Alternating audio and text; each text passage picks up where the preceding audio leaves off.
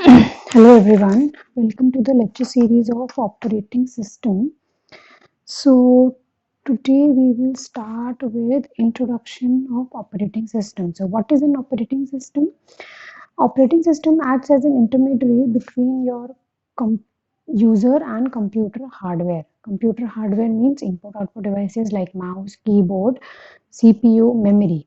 So the meaning of this line is like suppose this is a user, this is a hardware, and so your operating system is here.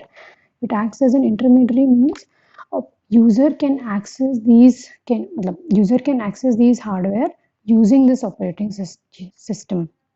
Now, can we access the hardware directly? Yes, it is possible, but it is not convenient and efficient also. Why? Because see, it is very rare for if a user want to access the hardware directly, that user must have a great knowledge about this hardwares.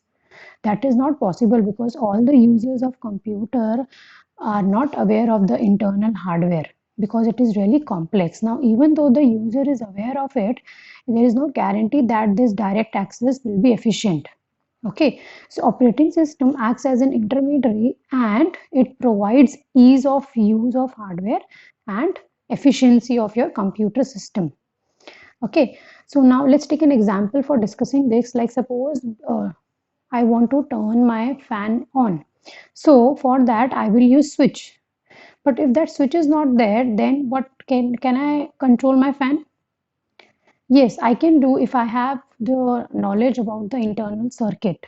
Like if I have the knowledge, I can the pick those two wires and connect those wires, and then I can control my fan. But is it convenient? Because everybody who is using a fan, it's not necessary that they will be aware of this internal circuit, right? So it is not convenient. So the switch is an interface between you and your fan. Similarly, operating system is an interface between you and your hardware. So the goal of operating system is to provide convenience, that is ease of use and efficiency.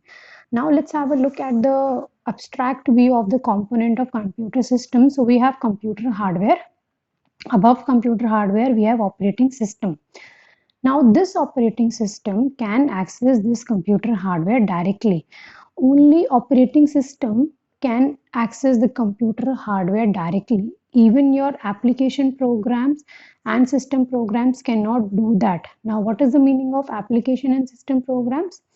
That means is like application programs are those perform a specific task, like your text editor, like VLC media player. Okay, and these are used by the user, but the system program, so system softwares are the software which provides platform to your application programs, and hence the operating system is also known as a system software. Okay, now this application programs cannot even access the hardware directly. They generate a request to the operating system, and then this operating system allocates them the corresponding hardware. Okay, and then you have user. So let's take an example. Suppose I want to like we are playing a song, so that you will use an application software for playing a song that will generate a request to the operating system, and then operating system will allocate the necessary resources to it. Okay, so that is why your operating system is also like that is why we have written here that operating system manages the computer hardware, because it is a resource allocator or a resource manager which decides how these resources will be allocated to a particular program. Okay, and so now the question is why these application program cannot directly access the computer hardware. Let's say I have three programs running, P1, P2, P3. All of them, now we know that resources are shared. Now all of them want to access the same resource. So this will lead to clash. Now P1 will say, I will access it first. P2 will say, no, I have to access it. So it will lead to a clash. That is why we have operating system which manages the resources, how they will be allocated to a particular process so that your computer can run in an efficient manner. So the basic goals of operating system are ease of use, that is convenience, and your efficiency.